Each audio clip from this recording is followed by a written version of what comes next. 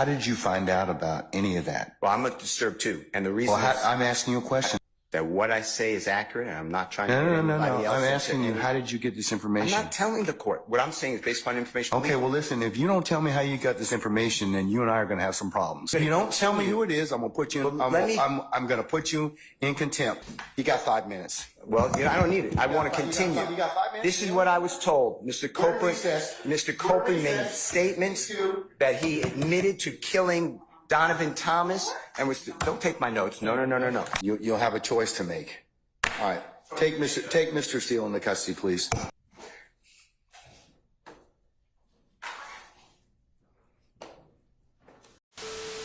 That was the scene from a trial in Fulton County, Georgia. The trial itself is a rapper named Young Thug who is being accused of gang-related crimes. Of course, because this is Fulton County, it all comes back to Fonnie Willis. But the backstory here is there was a private meeting between Fulton County DA, Fonnie Willis's office, the judge who's overseeing this case, and a witness in the trial.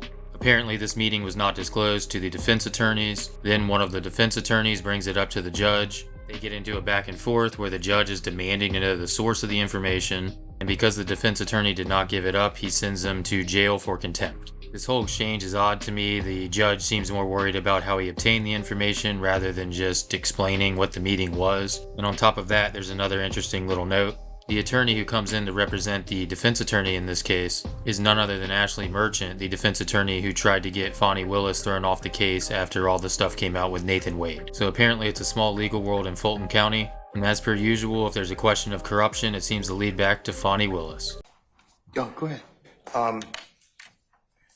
The way I understand my constitutional obligations, pursuant to the 6th and 14th Amendments of the United States Constitution, the corresponding sections of the Georgia Constitution, I'm required to make a full and complete statement to the court. For the record, and if God forbid this goes up on appeal for the appellate courts or another tribunal, commission, or administrative body, I was told based upon information and belief that when we arrived at 8:30, 9 o'clock today, we did not come into your courtroom until almost 11:30. And what I found out just recently, this is not waived, is that supposedly in chambers, this honorable court reporter at times, honorable court at times, district attorney or district attorneys from the DA's office, as well as investigators, sheriff deputies, Mr. Copeland and his counsel met together. None of the defense team, to my knowledge, was aware that this was going on. It was told, based upon information belief, that it was told to the district attorneys that Mr. Copeland intended to plead the Fifth Amendment. Then I was told, based upon information belief, that Adrian Love, the lawyer for Mr. Copeland, and this court were together, and Ms. Love made representations that John Melnick supposedly spoke with some attorneys for the accused and wrote an email to Ms. Love, to Adrian Love, stating that Mr. Melnick does not represent the witness, and that Mr. Melnick wrote an email saying F you, and then somehow that email was CC'd to me. That never... Mr. Steele, can I interrupt you for just a second? I'm kind of disturbed because that's ex parte. All that was an ex parte conversation. How did you find out about any of that? Well, I'm disturbed too. And the reason I'm asking you a question. How did you find out about it? I'm going to ask you the question. Okay.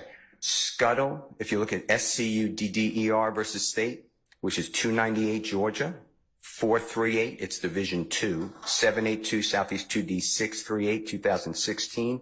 Our highest court says when a court meets, because Mr. Copeland comes in, meets with the court supposedly made statements, which I assume is somewhat accurate based upon what you just said.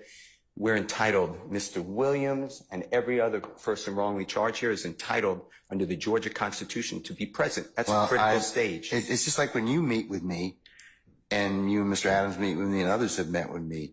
It's those are ex parte for a lot of different other reasons, but I will certainly note that for purposes of record. Well, I'm going forward. What I was told was that Mr. Copeland said... And you haven't answered my question yet. I'm not going to answer that question. You're not? No, I will not answer that question. Why will you not answer that question? Because I want to make sure that what I say is accurate, and I'm not trying to No, get no, no, anybody no. else. I'm into asking you, any- how did you get this I'm information? not telling the court. What I'm saying is based upon information. Okay, well, listen, if you don't tell me how you got this information, then you and I are going to have some problems. We can have his. I have problems right now. and Okay, I'd like to I know. consult- Look, I don't want to know about your problems. Okay, at this point in time, all I'm asking you at this point in time is, how did you come upon this information?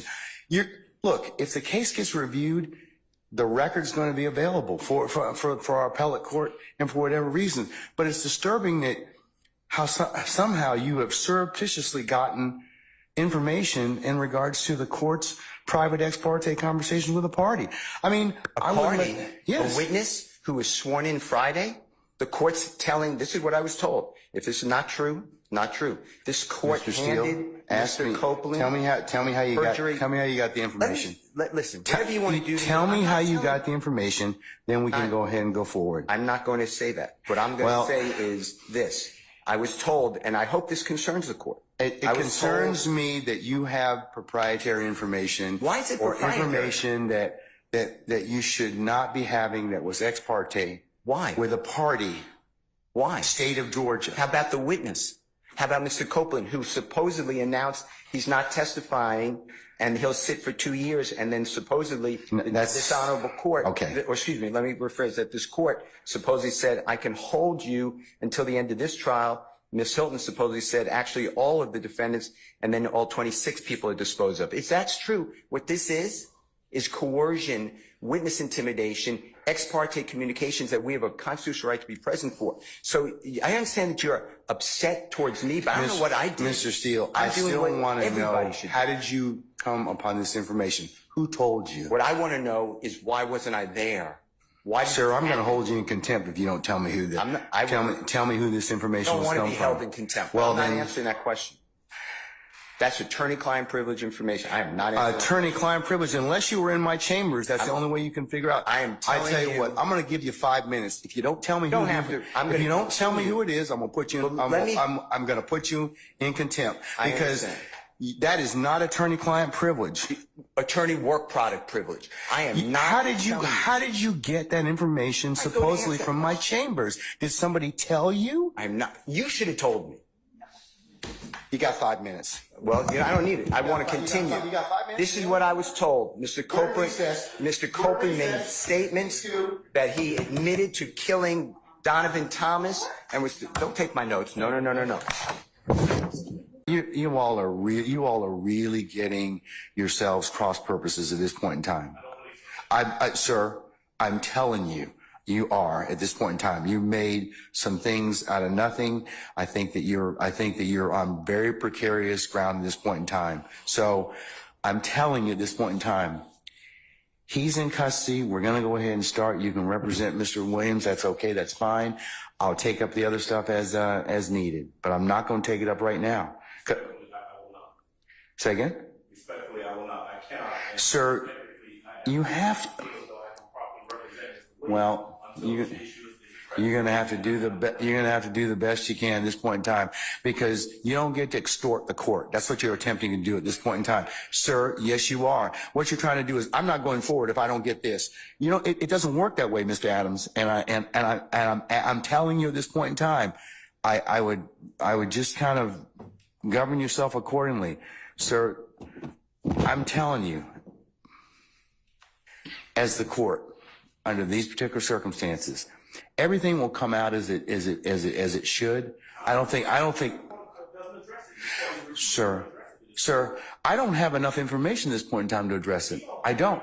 But I'm telling you at this point in time, there is nothing that was given, said, whatever, this morning that. If there is any accuracy to some of the information that we are. But sir, I don't even know. Your co-counsel won't even tell me who said whatever. Okay.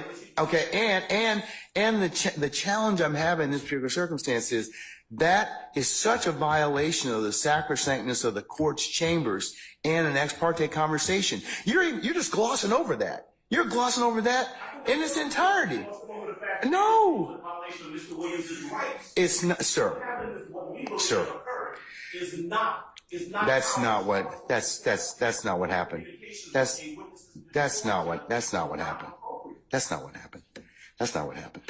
I'm just telling you, that's not what happened. Judge, respectfully, we are not obligated to simply accept that there's been no violation. We believe that there has been, and the only Okay, well then you've made your, no, we're not doing that at this point in time. So you'll have a choice to make. All right, take Mr. Steele into custody, please.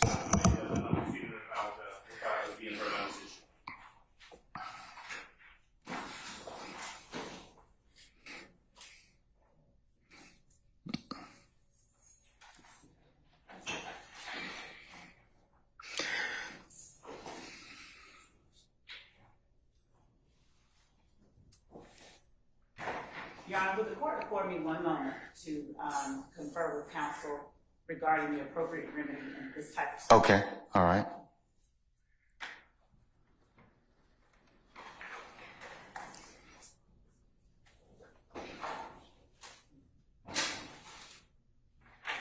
May I say one thing, Your Honor?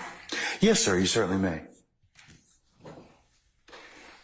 Mr. Williams does not wish to go forward without me being here. You are removing me against his will, my will. You're taking away his right to counsel. And you're conducting material parts of this trial without me present, and I can't learn about it by watching online. So for that reason, additionally, I asked for a mistrial. And I assume you deny, but I'd like you to deny our motions for mistrial. You denied the other people. I've denied your motion, but I'll certainly take that under advisement, sir.